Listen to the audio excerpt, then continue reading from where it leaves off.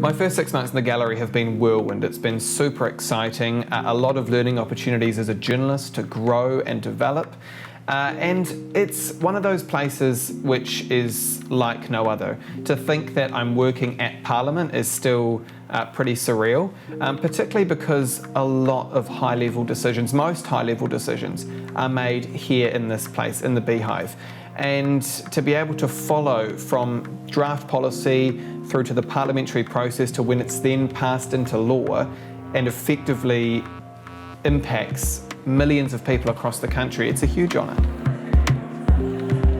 Yeah, it is the Press Gallery's 150th anniversary this year, so which is a very big occasion.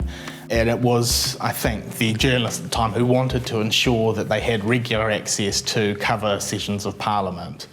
So our role is a really important one, and that's recognised by the Speaker and by Parliament in giving us offices here, is that we're a check on the powers of the government of the day and of Parliament as a whole. So, we want to report on what they're doing, the legislation that's going through and the decisions they make, and explain it to the general public, but also to critique it where that's necessary and where that should happen. So if we feel that a government is abusing its power or a minister is, then it's our role to prove that and then expose it to the voting public, because most New Zealanders, they won't be watching Parliament during the day, they won't be following select committees on live streams, so a lot of them will rely on news coverage to understand what's happening here and why it matters. We use an example of my job is to explain to someone while they're cooking their stir fry and feeding their family and having a chat about homework,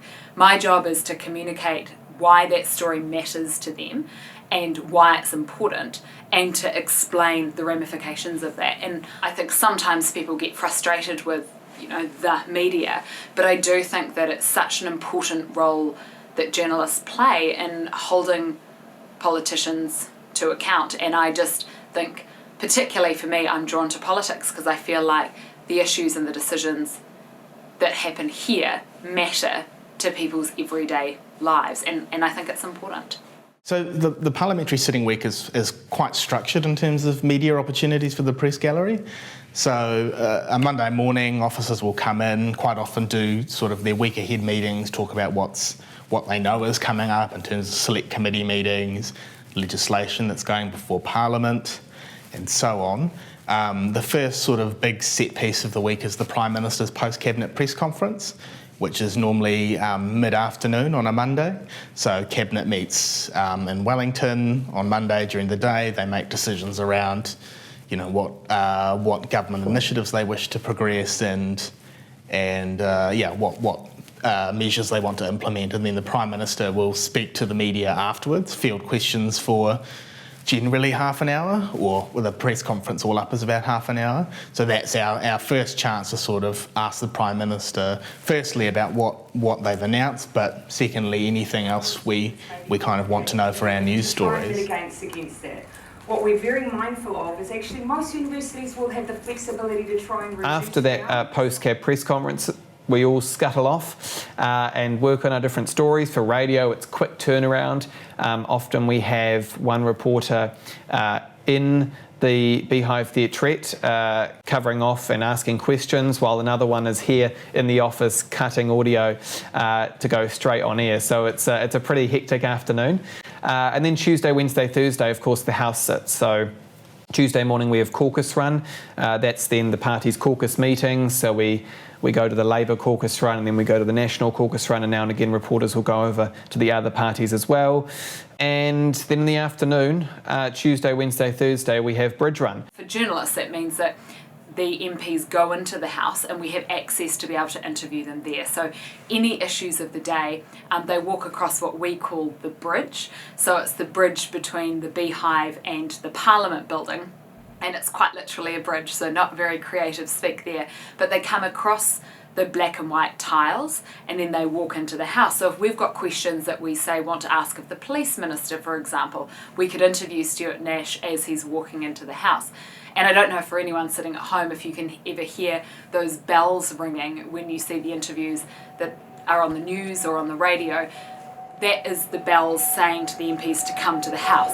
Yes, well, the practice takes a month, but again, not Then Wednesdays and Thursdays we've got select committees. So that's the sort of groupings of MPs, maybe a health select committee, justice select committee, who will be looking at legislation, maybe getting submissions on an inquiry that they've decided to launch, and in the public sessions we can sit in on that and again sort of listen to what's being discussed, what the public are saying, and write a story about that or maybe sort of develop it further into something else. And then Friday is usually a little bit quieter. MPs around the country, they're usually in their constituents, and they are usually on call. So if we have an interview, particularly for radio, we'll get in touch with their team and then get them on the line. The challenge for television in politics is that often you're doing stories on plans or ideas.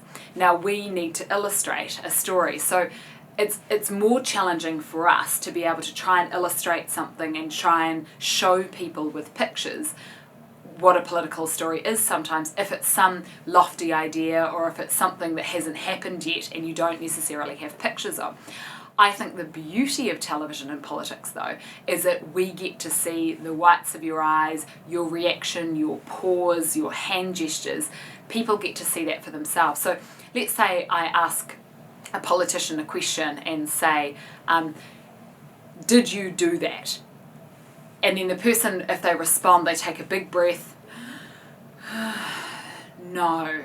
So that reaction there, we get to show on television. It's a lot harder, say, to demonstrate that in print, for example. They just say the word no. So there are advantages and disadvantages. It means that we also have to physically interview the members of parliament. So let's say a political scandal is going on. It means we do a lot more things, something that's called a stakeout. So if there's a member of parliament who we really need to speak to who perhaps doesn't want to be interviewed because they've done something wrong or doesn't feel like they want to ask questions, we need to wait for them to walk past and see if they'll give us a response then. It's difficult getting to grips with the gallery. It's a very unusual place compared to a normal newsroom. So here you have all your competitors around you. You've got the newspapers, radio outlets, TV channels. So they're in your face and you know that they're working on exclusive stories and you want to beat them. But at the same time, it's sort of a collaborative environment because, on a big issue of the day, if it's the Prime Minister or a Minister and they're being evasive or not answering questions, and you kind of want to team up and have strength in numbers. We go to Waitangi, to Ratana, we sort of travel together, and that brings us together as well. If someone's mic breaks, the other one will help out with some audio. Things like that are quite common, and so it's a pretty remarkable place to work because you become quite close with other media outlets, and that's not always the case when you're working in, I guess, your own silo in your own newsroom. I think relationships are more key here. It's perhaps a more old-fashioned style of journalism. Politicians and journalists are symbiotic, so we need each other. I need to get information from the politician, and the politician needs me to communicate to the public. The modern age means that a lot of those MPs can communicate directly through social media, but it's not the hundreds of thousands of people that we get in an audience, and it's not an unfiltered or unbiased take. The media landscape has changed so much. I mean, I've only been in the industry for a couple of years, not long at all, but even in my time, I mean, when I started, Facebook was a thing, now it's Instagram. And in my job, we are radio focused, it's radio first, but of course you cannot ignore the elephant in the room, and that's digital, that's online.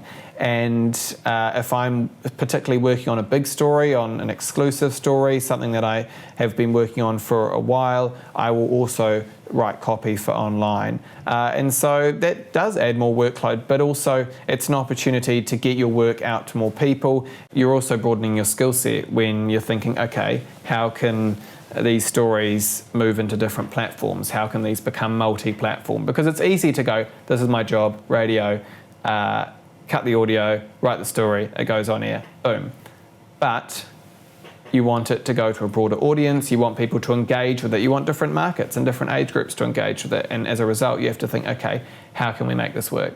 Politics is somewhat different because it is just one niche area. So we tend to be more expert in subjects than we don't have to know as much about as many things as some of the general news reporters do. So we do get to have more in-depth information. So if I'm given an announcement, for example, I can go in and talk about it live on television with context of having seen what the previous government did with it and perhaps the Labour government before that. So I think that in here, because it is sort of an area that's a specialty in journalism, we do still have that expert analysis. But I do think that as media industries are struggling all around the world, there are challenges for sure, and we're not immune to that. On the one hand, there's with a more 24/7 news cycle, I think a lot of outlets sort of struggle to deliver in-depth coverage because there's that pressure of, okay, you've put out the story, but what's next? And that happens here.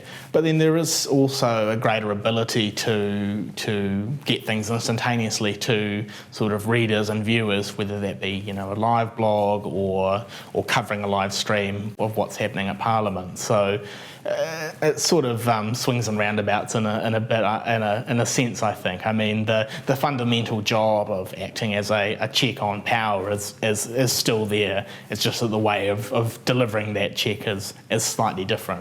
To be able to work here in the press gallery is an incredible honour. I've been here for 6 months. To think it's been around for 150 years, the amount of journalists that have come through, the amount of incredible reporters that have come through this place is truly amazing.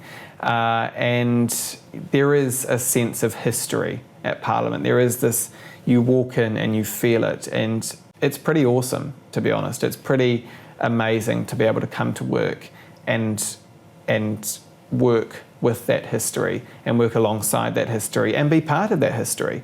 And so, 150 years is remarkable. And I mean, I'm sure it'll go and go and go for 150 years more because political reporting and reporting in general is so important to our democracy. And so I think it needs to continue for 150 years more. We need a press gallery at Parliament to hold MPs to account. And ideally, that's our job, that's what we do.